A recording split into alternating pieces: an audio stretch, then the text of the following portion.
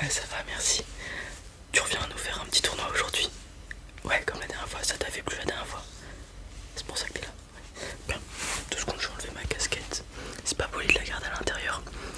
Alors, on te file un deck. Ouais. Un peu plus facile que la dernière fois. Ouais, je m'en doutais un petit peu. C'était ton premier tournoi, peut-être que j'ai un peu abusé avec le deck. Je vais te donner un deck un peu plus facile aujourd'hui. Tu vas voir, ça devrait se passer. Ouais. Comme d'habitude, c'est les mêmes règles, le même principe, les mêmes récompenses. Il y a à peu près les mêmes personnes que la dernière fois. On est peut-être légèrement plus, donc peut-être que tu auras plus de chances de faire des victoires. Il y a beaucoup de débutants aujourd'hui. Ouais. Ok. Alors, un deck, je vais te proposer un deck assez simple aujourd'hui. Je vais t'expliquer comment il fonctionne, bien évidemment. Alors voilà ta petite boîte pour aujourd'hui, ça sera une boîte black and white. Donc dessus t'as Reshiram, Zekrom, t'as Zeblitz ici, t'as Zoruark, ouais Zoruark ici, et t'as les starters derrière, Vipellier, Grugui et Moustillon. Tu la connais bien celle-ci? Ouais, moi aussi je la connais pas mal. Alors c'est parti. Hop. Alors je vais te sortir les cartes principales du deck, laisse-moi un petit peu de temps. On va voir celle-ci. Les énergies, tu te souviens comment ça fonctionne? Ouais, les dresseurs pareil et tout. Pas besoin de réexpliquer les règles, ok. Donc je vais vraiment te sortir que les cartes importantes. Hop. Tu feras attention, t'as des cartes en anglais dans ce deck.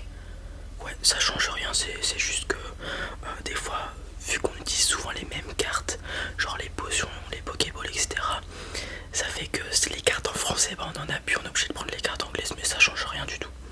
Voilà, juste je préférais te prévenir. Tac, il y a celle-là qui est pas mal. Bien évidemment, t'as les doubles énergies, hein, comme d'habitude. Ça c'est important, ça aussi. Ça je vais te réexpliquer, on sait jamais. Ça c'est pas mal, ça c'est important. Ça tu vas savoir par toi-même ce que ça fait, mais je vais quand même la mettre. Ça c'est tranquille, ça je prends. Ça je prends aussi. Ça on prend, il va falloir expliquer. Ça je prends, important. Faut que je t'explique. Ça on prend bien évidemment. Ça c'est pas compliqué, ça on prend. Ça on prend, il va falloir que je t'explique. Ça j'ai déjà, ça on prend. Ça tu connais, ça devrait être bon. On est ok. Alors le deck tu vas voir il est très simple, c'est juste du bourrinage. Tu vas voir au fur et à mesure où je vais t'expliquer. Alors je vais aller chercher toutes les dresseurs. Non, je vais commencer par les Pokémon et après je t'expliquerai les dresseurs. Hop, donc tac. J'ai tous les Pokémon. On va mettre les dresseurs de côté. Alors, on va faire ça méthodologiquement. Tac. Et puis tac. Ça va ensemble, ça. Ok. Alors dans ton deck, tu auras 2 Lugia X. Qu'est-ce qu'ils font ces Lugia? Le principe de ton deck, c'est que tu as beaucoup d'énergie parce que tous tes Pokémon, c'est du bourrinage. Plus tu mets d'énergie, plus ils font de dégâts. C'est à peu près ça le but. Et donc tu as beaucoup de choses qui te permettent d'aller chercher des énergies, etc. Tu as de ces 2 Lugia X qui te permettent, avec la première attaque, comme tu peux le voir, Aéroball. On va prendre l'autre, elle est plus jolie. Aéroball, ça fait 20 fois le nombre d'énergie attachées aux 2 Pokémon actifs. Donc le tien et celui de l'adversaire. Ok, donc là déjà pour l'attaque il te faut 2 énergies, donc 2 fois 20 ça fait déjà 40. Supposons que l'adversaire a 2 énergies aussi, ça fera 80. Tu comprends? Donc plus tu mets d'énergie, plus ça tape fort. C'est tout bête, c'est juste du bourrinage. Tu bourrines. Voilà, fais attention non plus à pas mettre 10 énergies sur Pokémon, ça serait excessif. Fais attention parce que sinon tu auras plus d'énergie dans ton deck. C'est un peu bête. Et si tu mets toutes tes ressources sur un seul Pokémon, s'il vient être mis KO, t'es un peu dans la sauce. La deuxième attaque, c'est pas compliqué. Pour 4 énergies, tu fais 80 plus 70 s'il y a une carte stat en jeu et tu la défausses. Voilà, donc si t'as un adversaire qui joue une carte stade, comme le deck que je t'avais présenté auparavant, c'est pas mal. Voilà. D'autant plus que 4 énergies ça paraît beaucoup, mais vu que tu bourrines les énergies avec la première attaque, tu arrives souvent très facilement. Voilà. Tu feras attention aux résistances à la faiblesse, bien évidemment. 2 points de coup de retraite, c'est carré, y a pas de souci. Donc voilà, ça va être un peu. Ces deux cartes là vont être tes principaux Pokémon qui vont effectuer des dégâts. Après, dans le même type, on a notre petit OOX, un oiseau légendaire, encore une fois. Lui, c'est presque la même chose, sauf que c'est par rapport au type d'énergie. Ça fait 20 plus, inflige 20 dégâts supplémentaires pour chaque différent type d'énergie de base attaché à ce Pokémon. Et donc dans ce deck, tu as tous les types de cartes d'énergie. Et de toute façon, tu t'en fiches parce que, comme tu peux le voir, c'est des énergies incolores qu'il faut, je t'ai dit. Donc que ce soit type V, type dragon, type métal, type eau, type plante, type feu, on s'en fiche.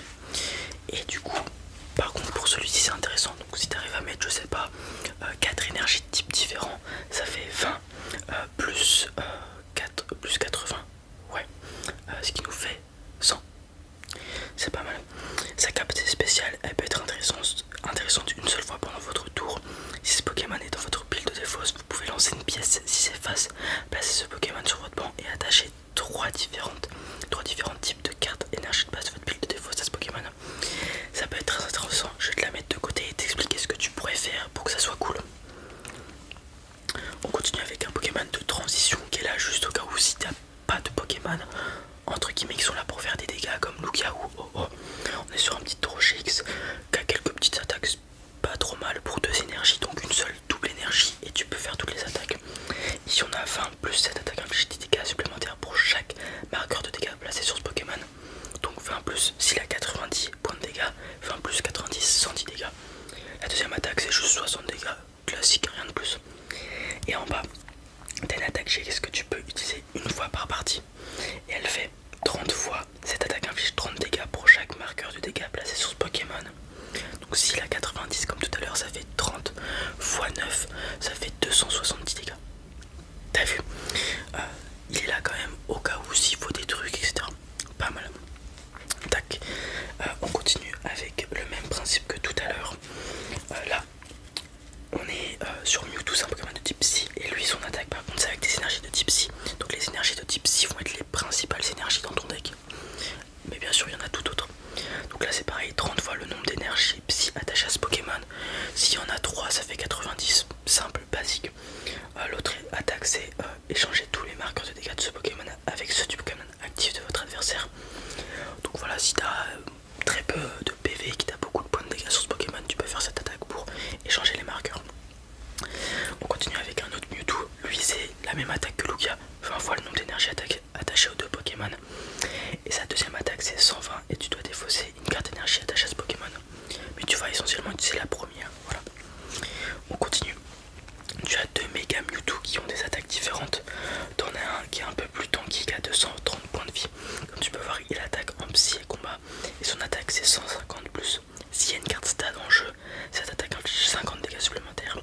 Et ce qui est bien avec cette attaque, c'est que les dégâts de cette attaque ne sont pas affectés par la résistance, où tout est fait en action sur Pokémon actif. Donc en gros, tu le feras le max de dégâts que tu puisses. Donc s'il y a une carte stade en jeu, tu le feras 200, ce qui, soyons clairs, mais quasiment KO tous les Pokémon. On continue avec un autre méga Mewtwo, lui qui a la même particularité que les autres. Donc pour 2 énergies incolores, tu fais 10 plus 30 dégâts supplémentaires multipliés par le nombre d'énergies attachées aux 2 Pokémon actifs. Et les dégâts ne sont pas affectés par la faiblesse. Bon, ça c'est pas très important puisque tu verras, il y aura beaucoup d'énergie. Supposons que tu en aies 4, ça fera 10 plus 120. Et si l'ennemi en a 2, ça fera 180. Donc ça fait pas mal de dégâts. Très très cool. Et donc, le problème des méga évolutions, c'est que lorsque tu es méga évolué, ça prend fin à ton tour. Sauf si tu as cette carte. C'est pour ça que j'ai pris les cartes dresseurs. Votre tour ne se termine pas si le Pokémon auquel cette carte est attachée devient méga Mewtwo X. Donc tu mets ça sur ton Mewtwo X. Si t'évolues, il n'y a pas de souci, ça met pas fin à ton tour. Ok. Là, je vais aller chercher ça et je vais t'expliquer une sorte de stratégie de jeu que tu pourrais faire. Tu te souviens de notre OO? s'il est dans ta pile de défausse, tu peux lancer un dé pour voir si tu peux le récupérer avec des énergies en plus. Donc ce que tu peux faire, c'est l'utiliser comme une sorte de sacrifice pour les cartes qui ont besoin de défausser. Donc défausser 2 cartes de votre main, tu défausses OO et une énergie psy par exemple. Et comme ça tu pourras activer sa capacité spéciale. Tu comprends un peu le principe. Et si tu arrives à activer sa capacité spéciale, il revient directement avec 3 énergies. Et donc il pourra directement faire 80 dégâts. Direct. Donc ça peut être pas mal. Donc là on est sur l'hyperbole, tu te souviens, tu défausses 2 cartes et tu peux aller chercher n'importe quel Pokémon dans ton deck. Ici on a Rachid, tu vas chercher 3 cartes énergie de base. Lesquelles? Celles que tu veux. Donc vu que tu en as beaucoup c'est très important. Et vu que ton deck est basé sur les énergies c'est important. Ensuite tu mélanges ton deck, pas de soucis. Ici c'est un supporter qui fait que tu pioches jusqu'à que tu aies 6 cartes en main. Donc supposons que tu n'as plus beaucoup de cartes qui te restent ça. Hop tu le mets, tu pioches jusqu'à 6 cartes. C'est pas mal pour relancer le jeu. Ici on a Terreur qui permet de défausser toute carte stade en jeu. Et si c'est le cas, votre adversaire défausse 3 cartes de sa main. Ça peut être pas mal pour handicaper l'adversaire. Ici on est sur une carte énergie psy spéciale. Vu que t'as Mewtwo, ce qui est pas mal c'est que elle permet de baisser de 2 le coup de retraite. Donc ce qui fait que tous tes Mewtwo peuvent battre en retraite avec cette simple énergie. C'est pas mal. Et elle comptabilise comme une énergie psy quelconque. Ici on a ce petit leurre qui peut être pas mal pour temporiser.